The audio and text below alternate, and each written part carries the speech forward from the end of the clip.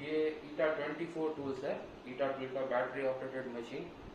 इसका wait 3.9 kg है with battery, और इसका टेंशनिंग कैपेसिटी 300 to 2500 न्यूटन्स है।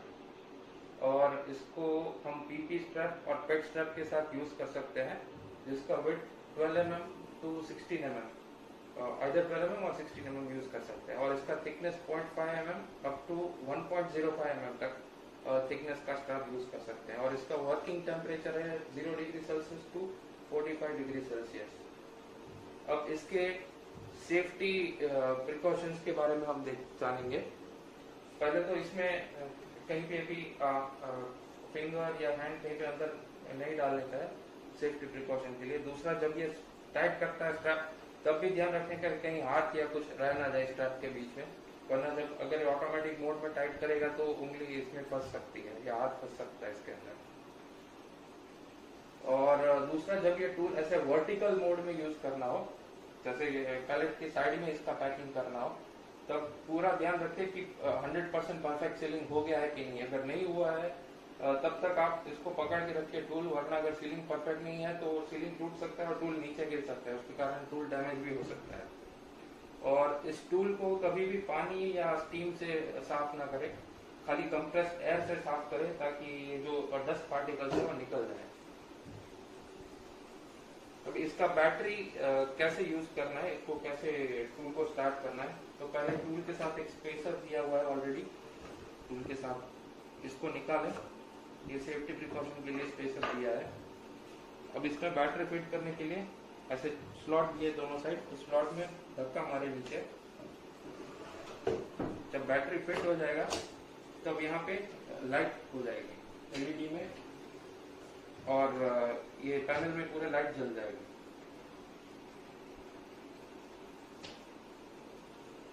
इस बैटरी को जब मशीन यूज नहीं हो रहा है तो बैटरी को मशीन के अंदर ना रखे, बैटरी को बाहर निकाल दें।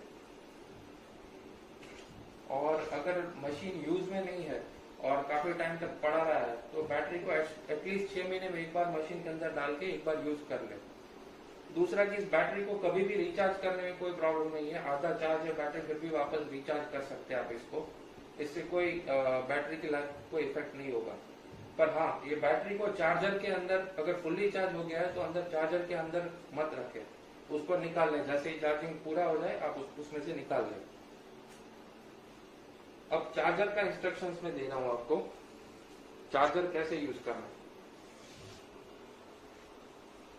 ये चार्जर है इसका, इसमें दो तरह के इंडिकेशन दिया है, एक तो एलईडी का है और दूसरा साउंड का है। अब जब हम चार्जर स्टार्ट करते हैं तो एक ग्रीन स्टडी लाइट आता है, इसको स्टैंड बाय मोड या स्टैंड बाय मोड के तरीके से हम देख सकते हैं। जब आप बैटरी अंदर डालेंगे तो ऐसा नॉइज आएगा, 2 शॉर्ट बीप्स, इसका मतलब चार्जिंग स्टार्ट हो गया है। अब ये रेड सिग्नल किस चीज का है कि चार्जिंग स्टार्ट हो गया, ये रेड लाइट इंडिकेट करता है। अगर ग्रीन लाइट ब्लिंक कर रहा है उसका मतलब चार्जिंग अबाव 80% है अभी, मतलब चार्जिंग ऑनगोइंग है पर 80% से ऊपर हो गया ऑलरेडी बैटरी में। और जब ग्रीन लाइट कांस्टेंट दिखता है यहाँ पे बैटरी अंदर होने के बाद, तो उसका मतलब 100% चार्जिंग हो गया है। और इसका इंडिकेशन साउंड में भी है, जैसे हमने देखा कि चार्जिंग स्टार्ट हुआ, उसका डबल बीप हुआ। फिर अगर देखो अभी डबल ग्रीन लाइट जल रहा है, मतलब 80% से ऊपर चार्जिंग है ऑलरेडी बैटरी के अंदर। फिर जब सिंगल लॉन्ग बीप होता है, मतलब जब 100% फुल्ली चार्ज हो जाता है तब एक सिंगल लॉन्ग बीप बजेगा। और अगर फुल्ली चार्ज हो जाने के बाद भी आपने बैटरी को चार्जर में से नहीं निकाला तो इसमें डबल शॉर्ट बीप्स बजेंगे हर 1 मिनट के बाद, ताकि आपको पता चले कि आपको बैटरी को चार्जर में से निकालना है। और अगर इसमें फास्ट बीप कंटिन्यूअसली बजना शुरू हो जाए तो उसका मतलब है कि आपका बैटरी डिफेक्टिव है। अब टूल्स के अंदर जो भी बटन या सेटिंग्स है उसके बारे में मैं आपको बताऊंगा। पहला बटन 1 है, ये टूल 3 मोड में काम करता है। पहले तो ऑटोमेटिक, सेमी ऑटोमेटिक और मैनुअल। बटन 1 वो ऑटोमेटिक, सेमी ऑटोमेटिक और मैनुअल तीनों मोड में टेंशनिंग स्टार्ट करने का काम करता है। और टेंशनिंग स्टॉप भी ऑटोमेटिक मोड में इसी बटन से होता है। और बटन 2 कटिंग और वेल्डिंग का काम करता है सेमी ऑटोमेटिक और मैनुअल मोड में। ऑटोमेटिक मोड में तो इसका वैसे कोई यूज नहीं है, पर अगर टेंशनिंग के टाइम पे जब ये बटन 1 प्रेस करने के टाइम पे आपने वापस 2 प्रेस कर दिया तो टेंशनिंग स्टॉप हो जाएगा और साइकिल वहीं पे रुक जाएगा। और तीसरा चीज है ये रिलीज लीवर। स्ट्रैप को अंदर डालने के टाइम पे ये लीवर को आपको ऐसे लिफ्ट करना है, तभी यहाँ स्ट्रैप अंदर डालने का जगह होगा। एक बार जगह हो गया फिर आप इसको स्ट्रैप अंदर डाल के लीवर को रिलीज कर सकते हैं। और आखिर में जब स्ट्रैप टाइट कट और सील हो जाए फिर बाद में आपको टूल को बाहर निकालेंगे, लीवर को ऐसे प्रेस करना है और ऐसे करना है। अब तीसरा चीज है इसमें बैटरी चार्जिंग इंडिकेटर। वो आपको मैं बैटरी इसमें अंदर डाल के दिखाऊंगा। ये है बैटरी चार्जिंग इंडिकेटर। यहाँ पे जो लाइट है वो जहाँ पे बैटरी ड्रॉप किया हुआ है और ये दिखा रहा है कि बैटरी का चार्जिंग कितना है। ये ऊपर का इंडिकेटर है वो सिग्नल एलईडी है, वो अगर ब्लिंक कर रहा है इसका मतलब टूल स्टैंड बाय मोड में, और अगर कंटिन्यूअस ग्रीन लाइट जल रहा है इसका मतलब टूल अभी ऑपरेशन में है, चालू मोड में। दूसरा बटन है टेंशनिंग और वेल्डिंग एडजस्टमेंट का। तो ये है welding adjustment button. Welding adjustment button को ऐसे कंटिन्यूअसली 3 सेकंड तक प्रेस करेंगे तो ब्लिंक हो जाएगा वो सेटिंग उसका। इसका मतलब अभी आप सेट कर सकते हो। जब आप प्रेस करेंगे तो सेटिंग बढ़ता जाएगा, वो 1 से लेके 9 तक इसमें सेटिंग आता है ऑटोमेटिक मोड में। फिर ये टेंशनिंग एडजस्टमेंट है, उसमें भी सेम सिमिलरली ये बटन को प्रेस करके रखेंगे 3 सेकंड तक तो सेटिंग शुरू हो जाएगा। फिर आप इसको प्रेस करेंगे तो बढ़ेगा, कम करेंगे तो घटेगा। ये एल से लेके एच तक वेरी करता है। एल 1 2 3 4 5 6 7 8 9 और एच, इसमें इतने मोड्स हैं।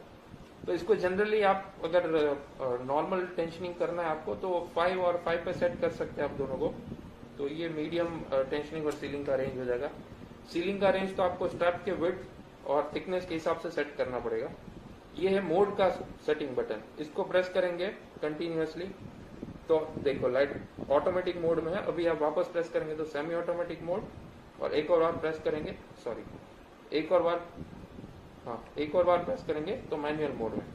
अगर लाइट ब्लिंक होना बंद हो गया इसका मतलब सेट हो गया ऑलरेडी।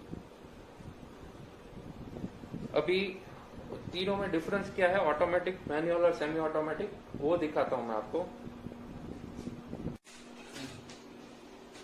अब इसका तीनों मोड का मैं आपको ऑपरेशन दिखाता हूं। अभी ये मैनुअल मोड में टूल है। मैनुअल मोड में ऐसे स्ट्रैप को जो टाइट करना है स्ट्रैप को ऊपर, जो लूज एंड है मतलब जो कट एंड है वो नीचे, और ऐसे दोनों को साथ में धक्का मारना। ये मैंने 16 mm स्ट्रैप यूज कर रहा हूँ और गाइड्स भी 16 mm सेट कर रखी है। मैनुअल मोड में क्या होता है, ये देखो ये टूल अभी लाइट ब्लिंक होना बंद हो गया, उसका मतलब ये स्टैंड बाय मोड में चला गया, मतलब पूरा ऑफ हो गया। तो इसको वापस रिज्यूम करने के लिए 1 प्रेस करना है तो ये वापस स्टैंड बाय मोड में आ गया, मतलब अभी आप उसको रेडी टू यूज है तो आप यूज कर सकते हैं। मैनुअल मोड में 1 नंबर बटन से टेंशन हो गया, ये टाइट हो गया, आपको जितना टाइट करना है उतना करके फिर 2 नंबर प्रेस करेंगे तो कटिंग और सीलिंग हो जाएगा।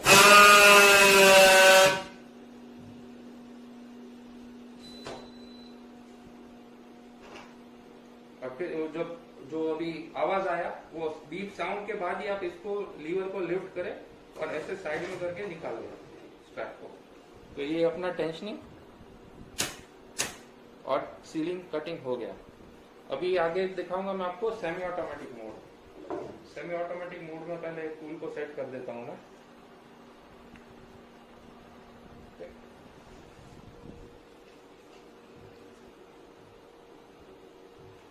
अभी सेमी ऑटोमेटिक मोड में क्या फर्क है ऑटोमेटिक मोड से। ऑटोमेटिक में क्या है, सिंगल बटन, ये नंबर 1 बटन डबल बार साइमल्टेनियसली प्रेस करने से टेंशनिंग, सीलिंग, कटिंग तीनों हो जाता है।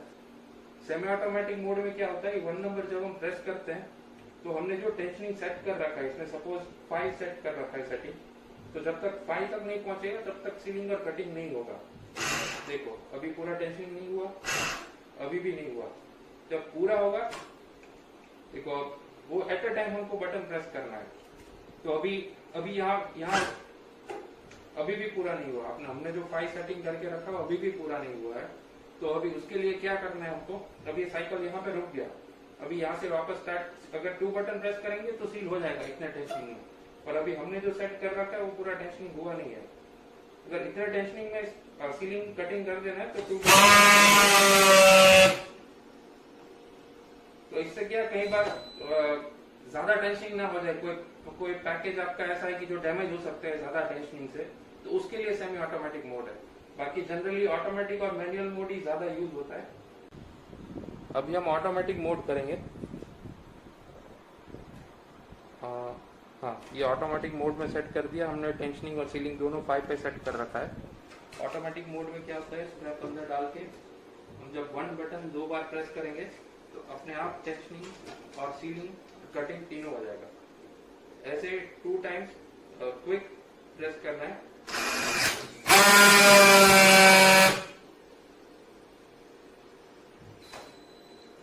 ये पूरा हो गया, बीप हो गया, तो हम इसको बाहर निकाल सकते हैं। ये ऑटोमेटिक मोड था। अभी ऑटोमेटिक मोड में एक और चीज है कि अगर सपोज आपने स्ट्रैप अंदर नहीं डाला और गलती से नंबर 1 बटन प्रेस कर दिया डबल टाइम, तो ऐसे टेंशनिंग मोड में घूमता रहेगा 15 सेकंड तक, 15 सेकंड तक, उसके बाद ऑटोमेटिकली बंद हो जाएगा। स्ट्रैप नहीं है तो सीलिंग ऑपरेशन नहीं होगा। देखो ये ऑटोमेटिकली ऑफ हो गया, स्ट्रैप नहीं इसलिए सीलिंग ऑपरेशन नहीं होगा। ये एक सेफ्टी प्रिकॉशन दिया है कंपनी ने ऑटोमेटिक मोड में। अब हम इसमें जो वेल्डिंग एडजस्टमेंट्स पॉसिबल है उसके बारे में बात करेंगे। ये पहले मैं आपको 3 सिनारियो दिखा रहा हूँ। पहला सिनारियो ये है जिसमें एक साइड जो कि बाहर की साइड में ज्यादा सीलिंग हो रहा है, अंदर कम हो रहा है। दूसरा सिनारियो ये है कि जिसमें अंदर कम हो रहा है, बाहर मतलब अंदर की साइड ज्यादा हो रहा है, बाहर की साइड कम हो रहा है। और तीसरा ये परफेक्ट सीलिंग है, हमको ऐसा सीलिंग चाहिए। अगर ये सीलिंग ना हो तब तक परफेक्ट सीलिंग नहीं बोलते। ये सीलिंग अचीव करने के लिए ये 2 सेटिंग के बोल्ट्स दिए हुए हैं, ग्रब स्क्रू, ये और ये दोनों को बैलेंस करना है। अगर ये वाला स्क्रू ज्यादा टाइट होगा तो बाहर के, जैसे ये है, बाहर की साइड ज्यादा सीलिंग होगा, मटेरियल ज्यादा बाहर की साइड निकलेगा। पर ये ज्यादा टाइट हुआ तो इस तरफ ज्यादा निकलेगा। तो इसलिए हम दोनों को बैलेंस करना है। और ध्यान रखें, बहुत ज्यादा टाइट नहीं करना है, खाली नॉर्मली ऐसे, सपोज मैं भी ढीला कर रहा हूँ, इसको एक उंगली से टाइट, बस ये हो गया टाइट। ज्यादा टाइट करेंगे तो ये ब्रेक भी हो सकता है, तो इसलिए इतना टाइट करना है, खाली एक उंगली से ही टाइट करना है, ज्यादा टाइट करने की जरूरत नहीं है, ये लूज नहीं होता अपने आप। ये वेल्डिंग एडजस्टमेंट हुआ। दूसरा मैं आपको सिखा रहा हूँ कि टच पैड को लॉक कैसे करता है। सपोज ये सेटिंग आपको सेम सेटिंग यूज करना है over the life of the machine और for the long duration of time, 1 महीने 2 महीने तक सेम सेटिंग यूज करना है। तो अब आप इसको लॉक कर सकते हैं ताकि जो भी वर्कर है वो सेटिंग चेंज ना कर सके बार बार। लॉक करने के लिए तीनों button turn by turn 2 bar press करना है। ये L आ गया लिखा हुआ, इसका मतलब लॉक हो गया। अभी खाली जो भी मोड है, मोड चेंज नहीं होगा, टेंशनिंग का सेटिंग चेंज नहीं होगा और सीलिंग का चेंज नहीं होगा। खाली टेंशनिंग और सीलिंग 1 और 2 बटन और ये लीवर, ये 3 चीज काम करेगी टूल में। तो अभी सेटिंग में कोई चेंज नहीं होगा। वापस अनलॉक करने के लिए सेम प्रोसेस,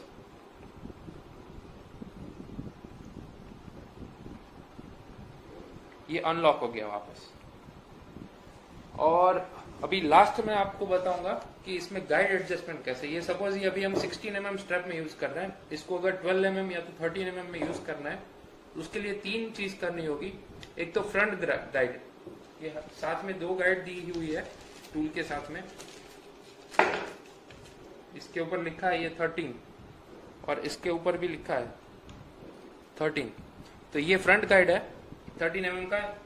ये एलन की स्क्रू खोल के ये गाइड चेंज करना है। फिर ये सेंटर गाइड, ये स्क्रू खोल के ये निकाल के इसकी जगह पे ये गाइड फिट करना है। और लास्ट जो रेयर गाइड है, रेयर गाइड को चेंज नहीं करना है, सेम गाइड यूज होता है। इसमें 2 एलन की स्क्रूज दिए हुए हैं, 1 और 2। रेयर गाइड चेंज करने के लिए ये अभी 16 mm का सेटिंग है, इसलिए ये भी डमी स्क्रू है। तो इसको खोल के हम यहाँ पे फिट कर देंगे और इसको खोल के यहाँ पे फिट कर देंगे, तो अपने आप ये गाइड एडजस्ट हो जाएगा। 1 मिनट मैं आपको दिखाई देता हूँ। ये पिन है सेटिंग का, अगर मैं पिन निकाल लूंगा अभी तो ये गाइड अपने आप अंदर चला जाएगा, देखना है यहाँ पे। ये देखो गाइड चला गया अंदर। अभी ये पिन को यहाँ पे फिट करेंगे और ये ग्रब स्क्रू को यहाँ पे।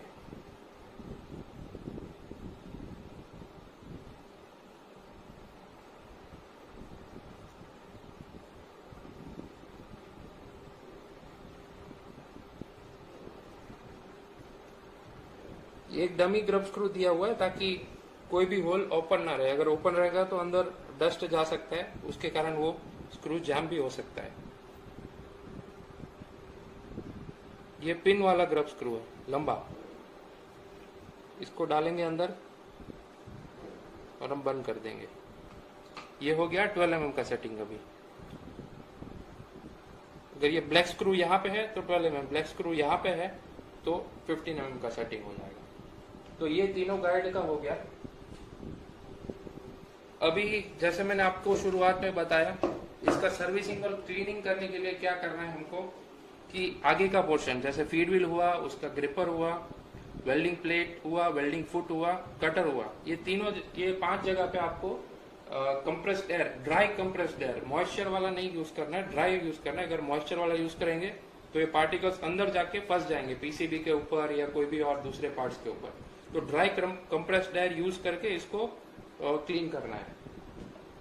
और रेगुलरली अगर आप क्लीन करेंगे, फीड व्हील है, ग्रिपर है, इसके ऊपर अगर डस्ट नहीं जमने देंगे तो आपको लाइफ भी ज्यादा मिलेगा इसका वायरिंग पार्ट्स का। और और दूसरे प्रॉब्लम्स भी आपको नहीं आएंगे, जैसे स्ट्रैप टाइट नहीं हो रहा है, सीलिंग प्रॉपर नहीं हो रहा है, कटिंग नहीं हो रहा है, वो प्रॉब्लम भी कोई नहीं आएगा टूल में।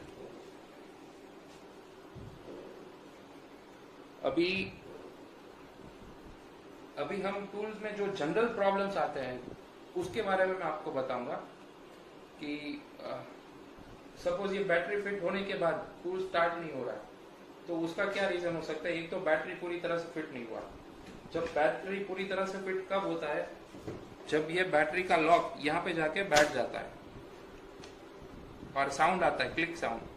हाँ, अभी बैटरी पूरी तरह से फिट हुआ। तो एक जनरल प्रॉब्लम है जो कभी कभी यूजर्स फेस करते हैं।